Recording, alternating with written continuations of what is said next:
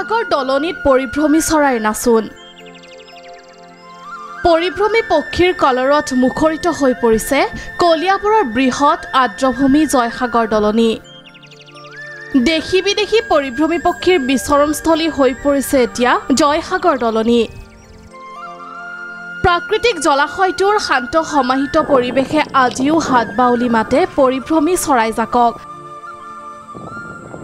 কামচৰাই হৰালিহা বৰটুকুলা হাৰগিলা শামুকভঙা আদি পক্ষীৰ স্বাভাৱিক আশ্ৰয়স্থল হৈ পৰিছে এই দলনি দুষ্প্ৰাপ্য পক্ষীৰ শাৰীত পৰা কাকহা বিয়েৰ পছাৰ্ড থেৰজেনিয়াত পছাৰ্ড পেছন্টেল জাকান আদি জলাশয়টোত সহজেই দেখিবলৈ পোৱা যায় গ্ৰেলেক গিজ ব্ৰাউন হেডেড গাল আদি বিভিন্ন দেশী বিদেশী পক্ষীৰ কলৰত মুখৰিত জয়সাগৰ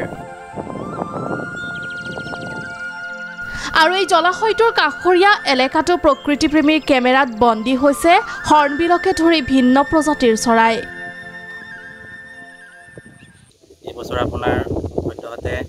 দেওৰাজহাঁহ বিভিন্ন প্ৰজাতিৰ প্ৰচাৰ সোণালী লৰিয়লি এইখিনি অহা দেখা পোৱা গৈছে শীত আহিছেহে আৰু সময় আছে গতিকে আৰু চৰাই আহিব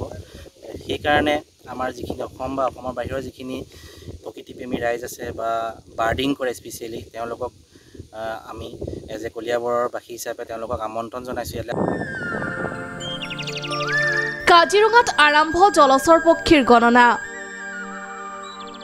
এইবাৰ ৰাষ্ট্ৰীয় উদ্যানৰ পূব অসম বন্যপ্ৰাণী সংমণ্ডল এলেকাৰ 105টা খণ্ডত চলিব গণনা ব্লক ৱাইজ মানে 105টা পইণ্ট 105খন মানে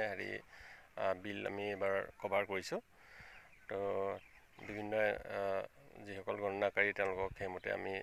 বুজাই দিছোঁ আৰু তেওঁলোকে কামত গৈ আছে কলিয়াবৰৰ পৰা আশিষ কুমাৰ শইকীয়া আৰু কাজিৰঙাৰ পৰা নীলপদ্ম শৰ্মা DY 365